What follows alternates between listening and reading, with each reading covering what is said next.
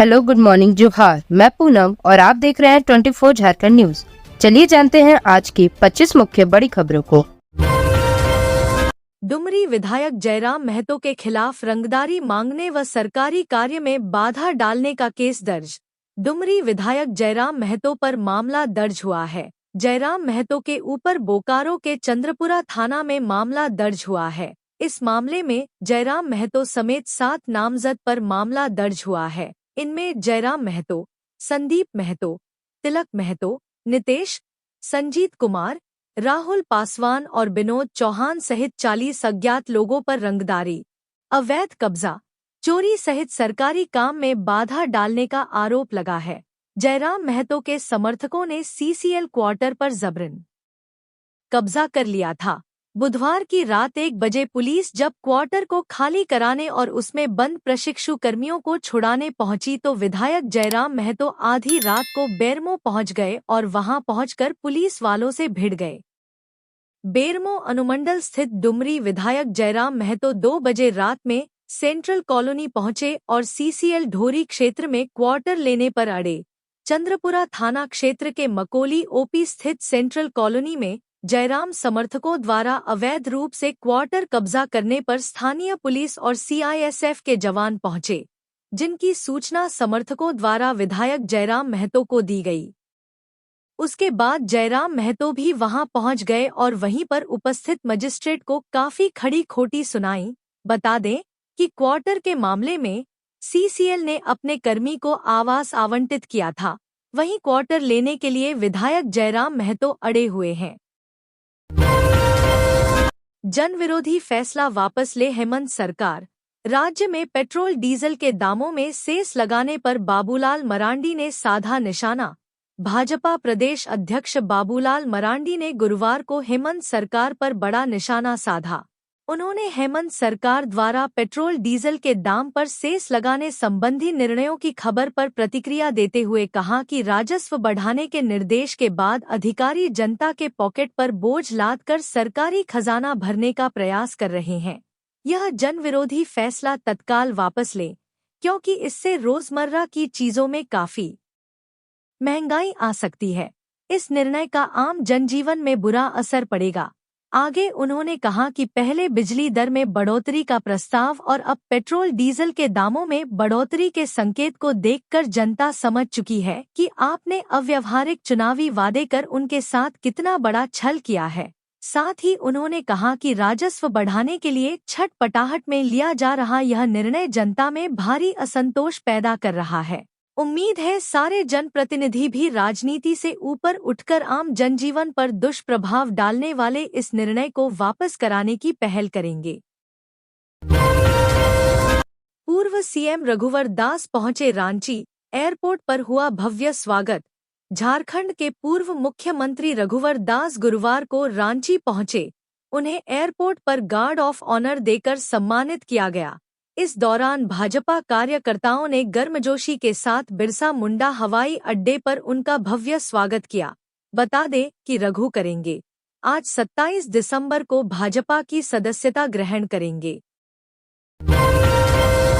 झारखंड में बारिश की संभावना, जाने शुक्रवार को कैसा रहेगा मौसम। पश्चिमी विक्षोभ के कारण झारखंड के अधिकांश जिलों में शुक्रवार को सुबह के समय कोहरा छाया रहेगा। हालांकि दिन चढ़ते ही आसमान साफ हो जाएगा। दोपहर में मौसम शुष्क रहेगा। कई इलाकों में हल्की हवाएं चल सकती हैं। इससे अत्यधिक ठंड का एहसास होगा। हालांकि न्यूनतम तापमान में बड़े बदलाव की संभावना नहीं है। इस दौरान न्यूनतम तापमान 13 डिग्री के आसपास और अधिकतम तापमान 26 डिग्री सेल्सियस तक रहने की संभावना है। रांची स्थित मौसम विज्ञान केंद्र ने कहा है कि शुक्रवार के बाद मौसम का मिजाज बदलेगा। शनिवार और रविवार को झारखंड के कई जिलों में बारिश की संभावना जताई गई है, जिससे ठंड बढ़ेगी। हालांकि फिलहाल न्यूनतम तापमान नहीं गिरेगा, लेकिन अधिकतम तापमान गिर सकता है। 28 दिसंबर को राज्य के पश्चिमी और निकटवर्ती उत्तरी इलाकों में हल्की बारिश हो सकती है। 29 दिसंबर को झारखंड के दक्षिणी पश्चिम हिस्सों में कई स्थानों पर हल्की बारिश के आसार जताए गए हैं। 30 दिसंबर से मौसम साफ होने का अनुमान है। जिन जिलों में 28 दिसंबर को बारिश के आसार हैं, उनमें गढ़वा, पलामू, चतरा, लातेहार, कोदरमा, हजारीबाग, लोहरदगा, गिरिडीह, गुमला, सिमडेगा जिला शामिल है। वहीं 29 दिसंबर को गुमला, सिमडेगा, सिंहभूम, खूंटी में बारिश की संभावना जताई गई है। झारखंड में 3 रुपए तक महंगा होगा पेट्रोल डीजल, 350 रुपए करोड़ सालाना अतिरिक्त होगी सरकार की कमाई, इसी सप्ताह लागू करने की संभावना। झारखंड में पेट्रोल डीजल महंगा हो सकता है। राज्य सरकार इसकी तैयारी में लगी है। सरकार का मकसद राजस्व बढ़ाने की है। दरअसल राज्य सरकार सेस लगाने की तैयारी कर रही है। दरअसल पथ निर्माण विभाग ने सड़कों के निर्माण के लिए सेस लगाने को लेकर नियमावली का प्रारूप तैयार किया है। वाणिज्य कर विभाग ने सेस लगाने और उसकी वसूली करने पर सहमति दे दी है। इसके लिए कैबिनेट की मंजूरी लेनी होगी। सेस की वसूली कैसे होगी, यह अभी तय नहीं हुआ है। इस पर मंथन चल रहा है। सेस कितना लगेगा, यह कैबिनेट की बैठक में ही तय होगा। सूत्रों के अनुसार सारी प्रक्रिया पूरी कर इसी सप्ताह के अंत तक इसे लागू किए जाने की संभावना है। सूत्रों का कहना है कि इससे करीब 350 करोड़ रुपए सालाना अतिरिक्त राजस्व बढ़ सकता है। पहले वैट बढ़ाने की तैयारी थी, लेकिन बाद में सेस लगाने का फैसला लिया गया। राज्य के खजाने की स्थिति बेहतर नहीं है। कई जरूरी खर्च के लिए 15 विभागों से योजना का पैसा सरेंडर कराकर द्वितीय अनुपूरक बजट में सरकार ने पैसे का इंतजाम किया था। ऐसे में सरकार की कमाई कैसे बढ़े, इसके लिए कई कठोर कदम उठाने पर भी विचार कर रही है। बजट घोषणा से पूर्व राज्य सरकार द्वारा टैक्स और सेस में बढ़ोतरी करने की भी संभावना है। किन किन विभागों के टैक्स और राजस्व में बढ़ोतरी की जा सकती है, इस पर अफसरों का एक विशेष तबका काम कर रहा है। सीएम हेमंत सोरेन ने स्वास्थ्य व्यवस्था को लेकर अधिकारियों को दी सख्त निर्देश। कहा, सभी अस्पताल 24 घंटा फंक्शनल होनी चाहिए। मुख्यमंत्री हेमंत सोरेन ने गुरुवार को स्वास्थ्य, चिकित्सा शिक्षा एवं परिवार कल्याण विभाग के अधिकारियों के साथ उच्च स्तरीय समीक्षा बैठक की। हेमंत सोरेन ने कहा कि राज्य के सभी मेडिकल कॉलेज एवं अस्पताल तथा जिला अस्पतालों का हेल्थ सर्किट बनाया जाए ताकि जरूरत के हिसाब से मरीजों को एक अस्पताल से दूसरे अस्पताल में शिफ्ट किया जा सके। इससे किसी एक अस्पताल पर मरीजों का ज्यादा दबाव नहीं पड़ेगा। इसके लिए जरूरी है कि सभी अस्पतालों में इलाज की बेहतर सुविधाएं उपलब्ध होनी चाहिए। उन्होंने कहा कि लोगों को राज्य में ही बेहतर स्वास्थ्य सुविधाएं उपलब्ध कराने के लिए सरकार प्रतिबद्ध है। मुख्यमंत्री ने राजधानी रांची के रीडेवलपमेंट प्लान तथा यातायात व्यवस्था को लेकर भी संबंधित अधिकारियों के साथ अहम बैठक की। उन्होंने कहा कि सभी सरकारी अस्पताल 24 घंटा फंक्शनल होनी चाहिए। इस दिशा में चिकित्सक और पैरामेडिकल कर्मी अस्पतालों में हमेशा उपलब्ध होने चाहिए ताकि मरीज कभी भी आएं तो उनका इलाज सुनिश्चित हो सके। मुख्यमंत्री ने सामुदायिक स्वास्थ्य केंद्र और जिला अस्पतालों को और बेहतर तथा अत्याधुनिक सुविधाएं उपलब्ध कराने की दिशा में पहल करने का भी निर्देश दिया। मुख्यमंत्री ने सभी जिला अस्पतालों में विशेषज्ञ चिकित्सकों की सेवा उपलब्ध कराने का निर्देश अधिकारियों को दिया। उन्होंने कहा कि सामुदायिक स्वास्थ्य केंद्रों में भी ऐसी व्यवस्था हो। इस दिशा में भी कदम उठाए जाएं। मुख्यमंत्री हेमंत सोरेन से लेफ्टिनेंट जनरल ने की मुलाकात। मुख्यमंत्री हेमंत सोरेन से गुरुवार को मुख्यमंत्री आवासीय कार्यालय में lieutenant general YS Halawat, AVSM, YSM, SM, GOC 17 corps एवं major Paramvir Singh Dagar, VSM, GOC 23 infantry division ने मुलाकात की।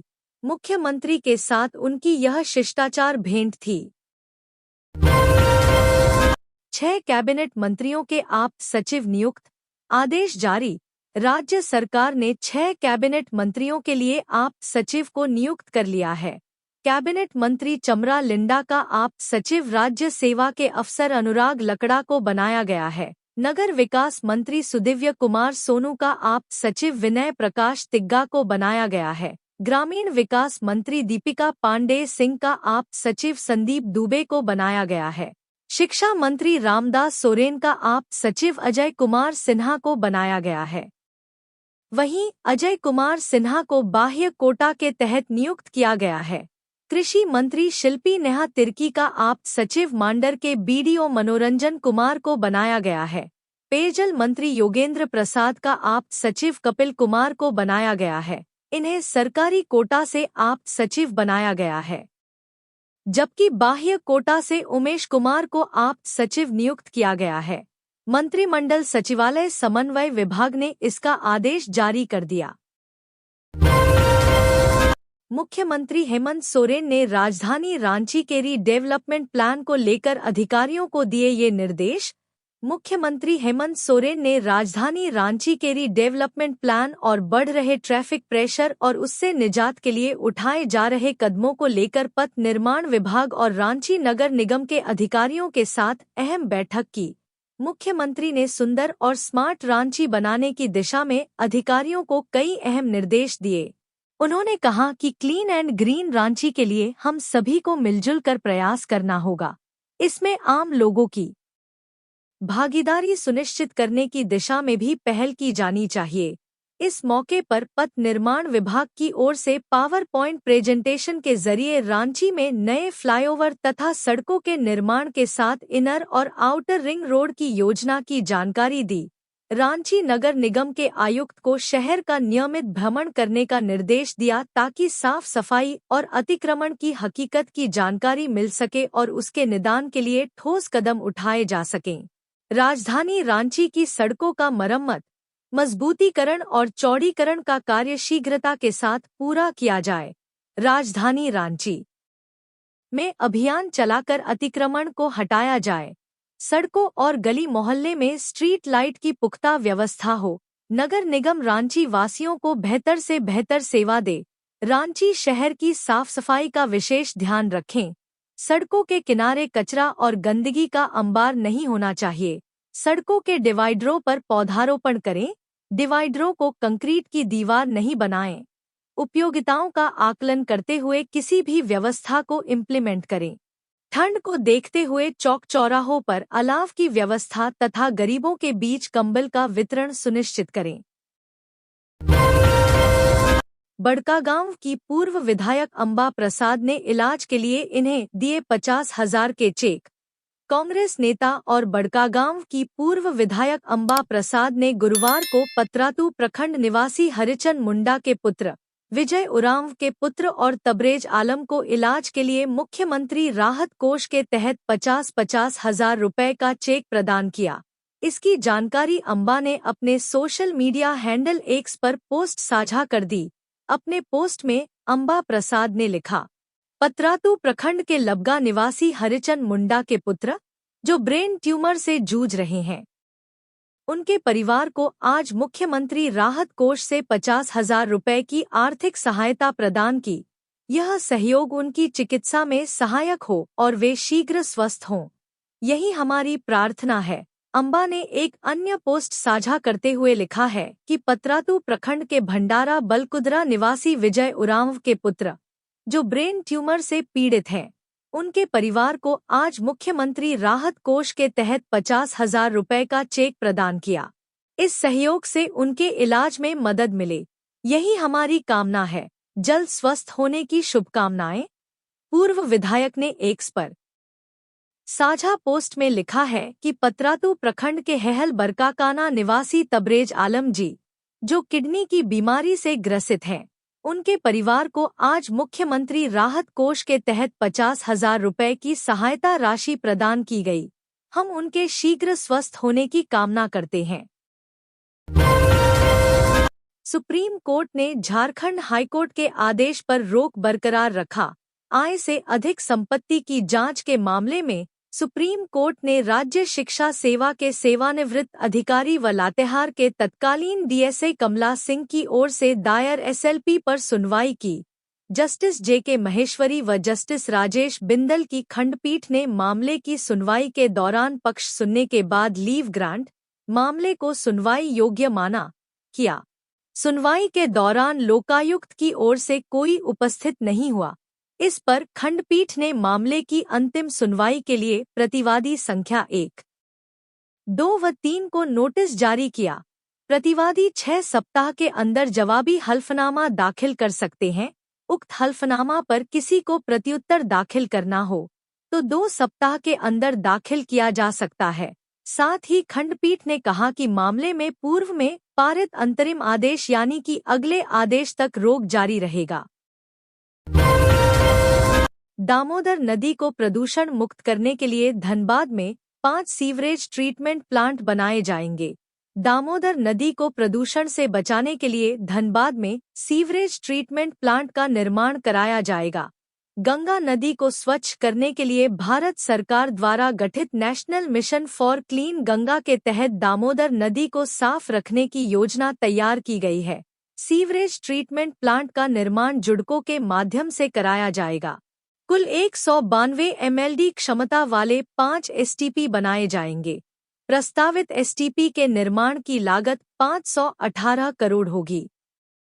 गुरुवार को नई दिल्ली स्थित नमामि गंगे कार्यालय में STP निर्माण के लिए त्रिपक्षीय समझौते पर हस्ताक्षर किया गया। NMCG, जुडको व Dhanbad west water management private limited के प्रतिनिधियों ने समझौते पर हस्ताक्षर किए।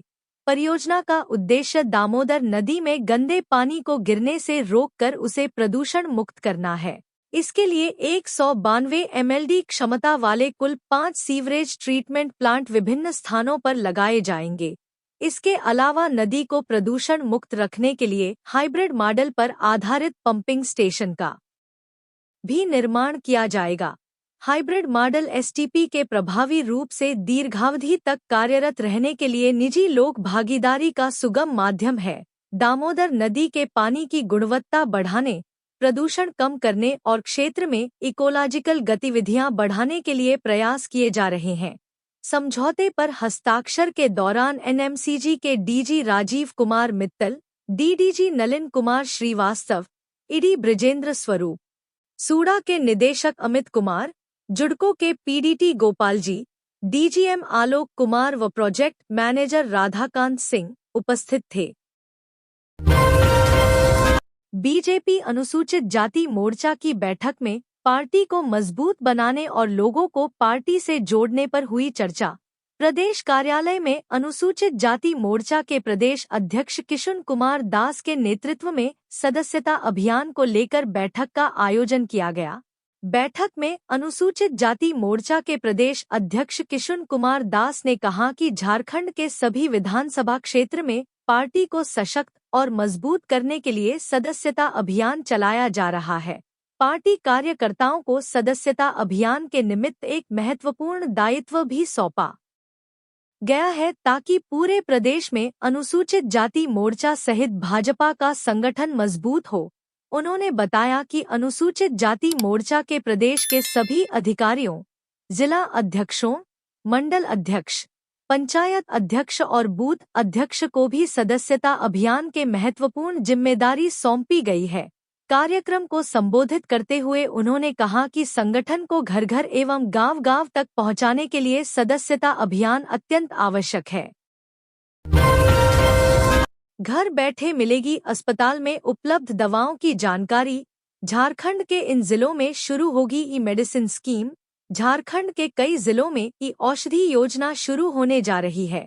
जिन जिलों में इसका संचालन होना है उनमें रांची, लोहरदगा, गुमला, हजारीबाग, गोड्डा, गढ़वा, गिरिडीह, बोकारो और धनबाद जिले के नाम शामिल है। इसके शुरू होने के बाद फायदा ये होगा कि आपको बस एक क्लिक पर घर बैठे ही अस्पताल में उपलब्ध दवाओं की जानकारी मिल सकेगी। स्वास्थ्य चिकित्सा और परिवार कल्याण विभाग ने आयुष्मान आरोग्य मंदिर में ई औषधि योजना लागू करने का निर्देश दिया है। आयुष्मान भारत डिजिटल मिशन के तहत इस सिस्टम को लागू किया जाना है। ड्रग्स एंड वैक्सीन डिस्ट्रीब्यूशन को इस योजना को शुरू करने को कहा गया है। इससे संबंधित पत्र जारी कर कहा गया है कि वे मुख्य चिकित्सा पदाधिकारी को इसे लेकर दिशा निर्देश जारी करें। बता दें कि यहाँ इस सिस्टम के नहीं होने से दवा का स्टॉक खत्म होने के बाद भी लंबे समय तक इसकी उपलब्धता का गैप बना रहता था। इस सिस्टम के शुरू होने से यह समस्या भी खत्म हो जाएगी। आयुष्मान भारत, प्रधानमंत्री जन आरोग्य योजना गरीब और कमजोर परिवारों को प्रति वर्ष 5 लाख तक निशुल्क स्वास्थ्य कवरेज प्रदान करता है। फिलहाल जिला अस्पताल के साथ ही सामुदायिक स्वास्थ्य केंद्र पर ई-औषधि योजना लागू है। देवघर मंदिर के आसपास बने जर्जर मकानों पर नगर निगम सख्त, मकान मालिकों को भेजा जाएगा नोटिस। पिछले वर्ष देवघर में सावन पूजा के दौरान बाबा मंदिर के पास एक मकान के अचानक गिर जाने से 4 लोगों की मौत हो गई थी। कई लोग घायल भी हो गए थे। मंदिर के नजदीक एसएन झा चौक के समीप सीता होटल गली में मकान गिरने से लोगों की मौत के बाद जिला प्रशासन पर कई सवाल भी उठाए गए। घटना के बाद जिला प्रशासन ने अपने स्तर से वैसे मकान का निरीक्षण किया जो जर्जर स्थिति में हैं और लोगों के ठहरने के लिए उपयोग किए जाते हैं। वैसे मकान मालिकों को हिदायत देकर मरम्मत करवाने का आदेश दिया गया। जिला प्रशासन के साथ साथ नगर निगम ने भी अब वैसे मकान मालिकों को नोटिस भेजना शुरू कर दिया है जो मकान जर्जर स्थिति में हैं और कभी भी हादसे का शिकार हो सकते हैं। पिछले दिनों देवघर नगर निगम के उपनगर आयुक्त सागरी बराल के नेतृत्व में एक बैठक हुई, जिसमें मौजूद सभी पदाधिकारी को ये निर्देश दिया गया कि जल्द से जल्द वैसे मकान को चिन्हित करें जो कभी भी गिर सकते हैं। बैठक में यह बताया गया कि वर्तमान में करीब 2 दर्जन से अधिक ऐसे मकान हैं जो जर्जर स्थिति में हैं और मरम्मत की जरूरत है। देवघर नगर निगम के सहायक नगर आयुक्त गौरव कुमार ने बताया कि वर्तमान में एक टीम का गठन कर ऐसे मकानों को चिन्हित करने के लिए आदेश दिया गया है। जल्द ही टीम के द्वारा रिपोर्ट आने के बाद नगर निगम की कार्रवाई शुरू की जाएगी। झारखंड सरकार का फैसला, जेपीएससी और जेएसएससी की परीक्षाएं अब होगी ऑनलाइन मोड में। झारखंड सरकार ने राज्य की प्रतियोगी परीक्षाओं को निष्पक्ष और पारदर्शी बनाने के लिए बड़ा कदम उठाया है। मुख्यमंत्री हेमंत सोरेन के नेतृत्व में अब झारखंड लोक सेवा आयोग जेपीएससी और झारखंड कर्मचारी चयन आयोग जेएसएससी की परीक्षाएं ऑनलाइन मोड में कराई जाएंगी। इस फैसले का मकसद परीक्षाओं में गड़बड़ी और अनियमितताओं को खत्म करना है। मुख्यमंत्री ने अधिकारियों को निर्देश दिया है कि प्रतियोगी परीक्षाओं को पारदर्शी तरीके से आयोजित करने के लिए जरूरी तकनीकी बदलाव जल्द से जल्द किए जाएं। उन्होंने कहा कि परीक्षाओं में किसी भी तरह की गड़बड़ी बर्दाश्त नहीं की जाएगी। ऑनलाइन परीक्षा प्रणाली से न केवल पारदर्शिता बढ़ेगी बल्कि अभ्यर्थियों का भरोसा भी मजबूत होगा। जेएससी 10वीं, 9वीं, 8वीं बोर्ड के स्टूडेंट्स ध्यान दें। अब तक नहीं किया परीक्षा के लिए आवेदन तो इस तारीख तक करें अप्लाई। अगर आपने भी मैट्रिक, 8वीं, 9वीं बोर्ड के लिए आवेदन नहीं किया है तो जल्द कर लें, क्योंकि झारखंड एकेडमिक काउंसिल ने का आवेदन भरने की तारीख बढ़ा दी है। इसे लेकर आयोग ने नोटिफिकेशन भी जारी कर दिया है। इसके मुताबिक बिना विलंब शुल्क के साथ 26 दिसंबर तक आवेदन कर सकते हैं। वहीं विलंब शुल्क के साथ 27 से 31 दिसंबर के फॉर्म जमा करने की तारीख है। अगर आप 8वीं कक्षा के छात्र हैं तो लेकिन आपने अब तक आवेदन नहीं किया है तो 28 दिसंबर फॉर्म जमा कर लें, क्योंकि इसके बाद आयोग दूसरा मौका नहीं देगा। वहीं अगर आप आकांक्षा प्रवेश परीक्षा की तैयारी कर रहे हैं लेकिन अभी तक आवेदन नहीं किया तो 31 दिसंबर तक आवेदन कर लें, क्योंकि इस परीक्षा को पास करने के बाद आप मेडिकल और इंजीनियरिंग के प्रतिष्ठित संस्थानों में दाखिले पाने के लिए मुफ्त में कोचिंग कर सकते हैं। साथ ही रहने खाने की भी व्यवस्था राज्य सरकार करती है। इसके लिए प्रत्येक जिले से 40-40 स्टूडेंट्स का चयन होता है। बता दें कि झारखंड एकेडमिक काउंसिल परीक्षा की तारीख पहले जारी कर दी है। इसके मुताबिक दोनों बोर्ड की परीक्षाएं 11 फरवरी से आयोजित होंगी। 3 मार्च को पेपर समाप्त हो जाएगा। परीक्षा दोनों पालियों में संचालित होगा। पहले दिन यानी कि 11 फरवरी को के स्टूडेंट्स वोकेशनल सब्जेक्ट्स का पेपर देंगे। परीक्षा देने जा रहे छात्र अपना कार्ड पकड़ लें। इसके बिना आप परीक्षा नहीं दे पाएंगे। अधिक जानकारी के लिए जैक की आधिकारिक वेबसाइट देख सकते हैं। नए साल को लेकर रांची के पिकनिक स्पॉट्स और पर्यटन स्थलों पर सुरक्षा व्यवस्था को किया गया सख्त। नए साल के मौके पर राजधानी और उसके आसपास के पर्यटन स्थलों पर भीड़ बढ़ने लगी है और जैसे जैसे नए साल का आगमन नजदीक आएगा, यह संख्या और भी बढ़ेगी। ऐसे में पर्यटकों की सुरक्षा को सुनिश्चित करने और असामाजिक तत्वों पर कड़ी नजर रखने के लिए रांची पुलिस ने विशेष तैयारी की है। रांची के एसएसपी चंदन कुमार सिन्हा ने सोमवार को जानकारी दी कि सुरक्षा के लिए पुख्ता इंतजाम किए गए हैं। पूरे जिले में पुलिस बलों की पर्याप्त तैनाती की गई है। महिलाओं के साथ छेड़छाड़ की घटनाओं को रोकने के लिए 50 शक्ति कमांडो को भी तैनात किया गया है। ये कमांडो 25 दिसंबर से 15 जनवरी तक शहर के सभी प्रमुख पार्कों में तैनात रहकर सुरक्षा व्यवस्था का ध्यान रखेंगे। सुरक्षा के दृष्टिकोण से लगभग 2000 जवानों की तैनाती की गई है। इसके अलावा क्रिसमस और न्यू ईयर के आयोजन को लेकर रांची पुलिस ने कड़े सुरक्षा इंतजाम किए हैं। पर्यटन स्थलों पर पर्यटकों की मदद के लिए पर्यटन मित्रों को भी तैनात किया गया है, खासकर उन होटलों और रेस्टोरेंट्स पर जहां न्यू ईयर की रात पार्टी आयोजित की जाएगी। सुरक्षा व्यवस्था को और भी मजबूत किया गया है। पुलिस प्रशासन ने सभी थाना प्रभारी को अपने अपने क्षेत्र में सतर्क रहने के निर्देश दिए हैं। साथ ही अतिरिक्त बल भी प्रत्येक थाने को उपलब्ध कराया गया है। भीड़ भाड़ वाले इलाकों में पेट्रोलिंग को भी बढ़ाया गया है। एसएसपी ने बताया कि रांची के आसपास स्थित दशम और जोन्हा फॉल जैसे सभी पिकनिक स्पॉट्स पर पुलिस सहायता केंद्र खोले जा रहे हैं। पर्यटन मित्रों के साथ भी इसमें मिलेगा। वहीं पुलिस के जरिए नशे में वाहन चलाने वालों की जांच करने के लिए कुछ स्थान को चिन्हित किया गया है, जहां पर रात में चेकिंग की जाएगी। नशे में वाहन चलाते पकड़े जाने पर पुलिस उनसे सख्ती से निपटेगी और कार्रवाई करेगी। 28 दिसंबर को मनिया सम्मान योजना के लाभुकों को मिलेंगे 2500 रुपए। सीएम हेमंत सोरेन जारी करेंगे राशि। काफी इंतजार के बाद आखिरकार झारखंड की महिलाओं को मनिया सम्मान योजना की 2500 रुपए की राशि मिलने वाली है। नए साल के आगमन से ठीक पहले 28 दिसंबर को मुख्यमंत्री हेमंत सोरेन प्रत्येक लाभुक महिला के खाते में डीबीटी के माध्यम से 2500 रुपए जारी करेंगे। नामकुम के खोजा टोली मैदान में होने वाले इस कार्यक्रम को मेगा इवेंट बनाने की तैयारी की जा रही है, जिसमें विभागीय मंत्री, सांसद और विधायक के साथ राज्य भर से करीब 50,000 महिलाएं शामिल होंगी। राज्य के विभिन्न जिलों से आने वाली मुख्यमंत्री मनिया सम्मान योजना की लाभुक महिलाओं के परिवहन की विशेष तैयारी की गई है। कार्यक्रम स्थल पर आगंतुकों के बैठने के लिए हजारों कुर्सियां लगाई गई हैं। मंच को भव्य तरीके से तैयार किया जा रहा है, जो 27 दिसंबर की शाम तक बनकर तैयार हो जाएगा। संभावना है कि तैयारियों का जायजा लेने 27 दिसंबर को खुद मुख्यमंत्री हेमंत सोरेन कार्यक्रम स्थल का दौरा करेंगे।